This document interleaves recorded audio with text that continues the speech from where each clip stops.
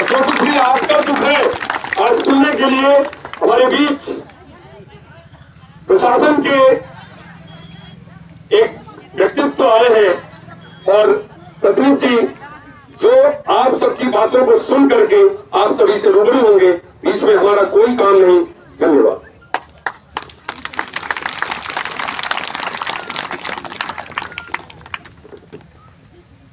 यहाँ पर बैठे आज 46वें दिन अपने जमीन को बचाने के लिए बैठे हमारे दीदियों और सज्जनों, आप सभी लोगों को मैं इस दुख के घड़ी में आप लोगों के साथ हूँ और आप सभी लोगों का मैं इस मंच के तरफ से स्वागत अभिनंदन तो नहीं करूँगा, लेकिन आप लोगों से शीश झुका के प्रणाम करूँगा।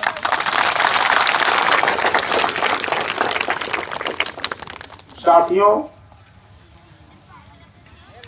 आप लोग का जो मकसद है,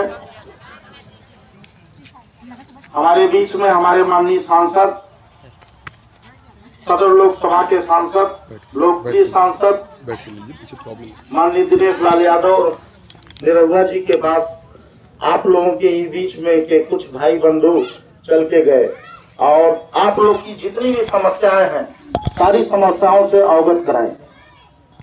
उस समस्याओं से अवगत होने के बाद ये पता चला कि मौके पर जो आपका अभिलेखी साक्ष्य है, जो आपका कागज में दर्ज है, और मौके पर जो अस्थलीय साक्ष्य है, दोनों का मिलान करना जरूरी है।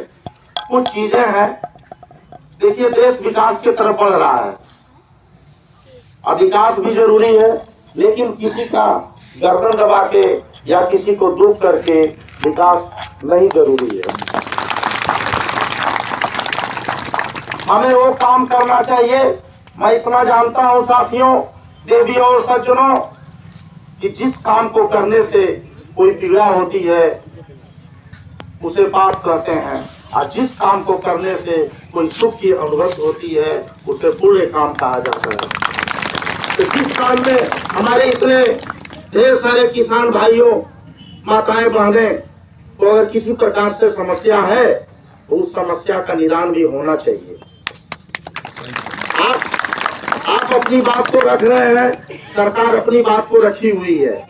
अब उसमें यही मिलान करना है कि जो सरकार कर रही है और जो आप कर रहे हैं उसमें क्या अंतर है।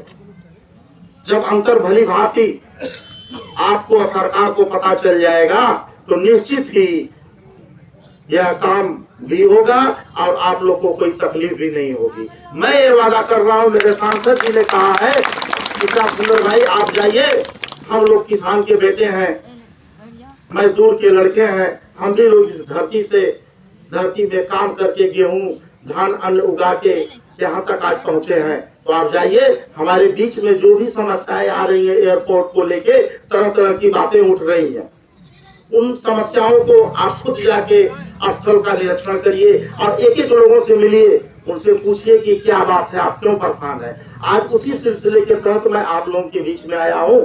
आप लोगों को यही मैं एक सामंजस्य बनाने के तौर पे आया हूँ कि आप लोग अपनी बात रखिए।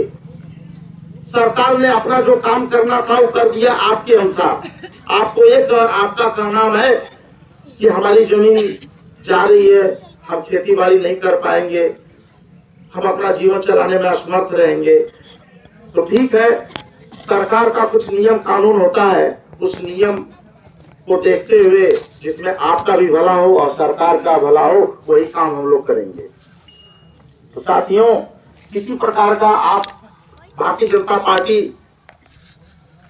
जो सरकार चल रही है, उत्तर प्रदेश से लेकर सेंट्रल गवर्नमेंट में भारतीय जनता पार्टी की सरकार चल रही है। यह सरकार किसानों की सरकार है, गरीबों की सरकार है, दलितों की सरकार है, सर्व समाज की सरकार है। सभी समाज के उत्थान के लिए काम कर रही है।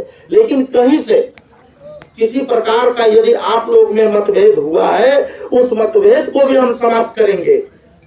उसी मतभेद को समाप्त करने के लिए माननीय सांसद महोदय आपके पास हमें भेजे हैं और मैं पूर्ण विश्वास दिलाता हूं, मैं भी आपके एक किसान का बेटा हूं, मेरी भी पढ़ाई लिखाई एग्रीकल्चर से हुई है। मैं जानता हूं आप कितना ही डेवलप कर लें, आप कितनी बड़ी फैक्ट्री खोल लें, कितना बड़ा डॉक्टर बन जाए, इंजीनियर बन जाए, कितने बड़ा वकील बन जाए, लेकिन आप खाना खाएंगे क्या? गेहूं और चावल।